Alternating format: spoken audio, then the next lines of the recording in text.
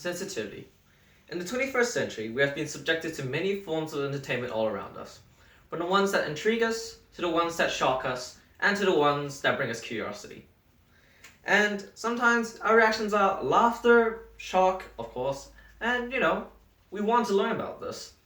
But sometimes, do you question if your reaction to that specific content is the right reaction? We've all watched videos and laughed at them, whether the humor is done vocally or physically. Those fail compilations you watch that make you laugh till your sides hurt, or those edgy memes you see when you scroll through Instagram. Yet, do you ever stop to wonder if you should be laughing at what you're looking at?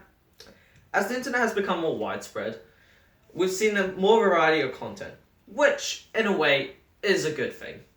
We are exposed to more variety of content, whether it be another culture, new discoveries, or just plain old fun. But all this variety is not always positive. With anyone being able to post whatever they have in mind, we are also subjected to content that could be violent or improper for younger audiences. Social media presence has pretty much been a common staple in many of our lives. We use it to communicate with others. We use it to voice opinions on matters. You open up your apps to see the latest trends going on from around the world. You all remember fidget spinners, right? That was quite popular. A harmless spinning toy that was quite enjoyed by the majority. How about when dabs were an internet phenomena? And then there were Tide Pods, an internet challenge where you down as many washing detergents as you can.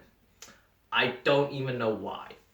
The trend took the internet by storm, with thousands attempting it, with many suffering the consequences of it, and even death being associated with some of these incidents. Yet, with all of these dangers present, people still enjoyed watching this type of content. Content of people literally endangering themselves for our entertainment. And people didn't bat a single eye at this. They just thought it was funny. We as humans are supposed to feel compassion for each other, yet some of us giggle at other people's misfortunes. Videos of people getting injured have recently become more and more common, with the most recent one I recall being a milk crate staircase challenge, in which people climb an unstable structure made of milk crates. This is considered entertaining by many. They fall over crying in pain, and we giggle or laugh at the video, give a like, and then move on with our day. But I feel like we should think about it, because isn't it worrying at how we laugh at one's misfortune, and instead of feeling worried, we instead feel laughter and joy from this? We've seen so much content like this, it's become a commonality. So much so, I believe that we've seen so much of it, it's desensitized us. Think about it. When was the last time you felt genuinely bad for someone doing these stupid challenges? And instead of feeling bad for them, how many of you have laughed at them? And in all fairness, I'm surprised such content is even able to garner such a mass gathering, considering you would expect common sense to kick in. Yet, people still participate in these dangerous scenarios for the little bit of adrenaline fun. You've all heard of the quote, "Sticks and stones may break my bones, but words will never hurt me." A rebuttal to supposedly counteract against brutal or harsh comments made by people. Yet in this day and age, a single comment made by you or anyone can easily be the biggest downfall of your life. You all have probably heard of cancel culture, a movement in which people all boycott or cancel someone for their actions, which, on paper, sounds like a good thing. Cancels all the bad things and cleanse the internet. But so far, the execution of cancel culture has not been so positive.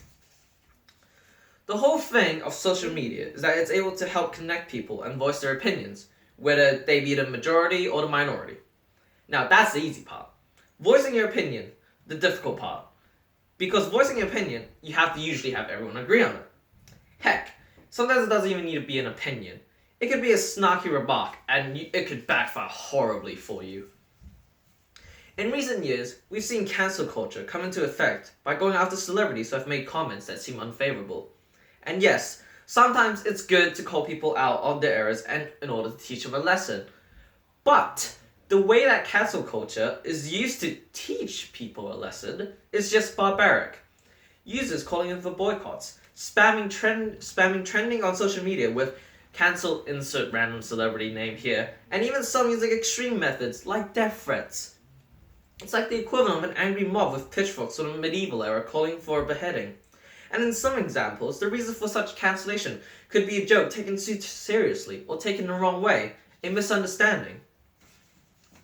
Technology was made to help us progress and to help us learn new things and have new experiences. But from what it seems like, it seems to be putting us at a stalemate, where if you were to voice a new opinion, you either have to face support or total condemnation. We have become too desensitized at the things that should desensitize us, and we have become too sensitive about the things that we should be sensitive about. We shouldn't be sensitive about. And if this goes on, it's not going to be long before we drive ourselves into a wall of irony.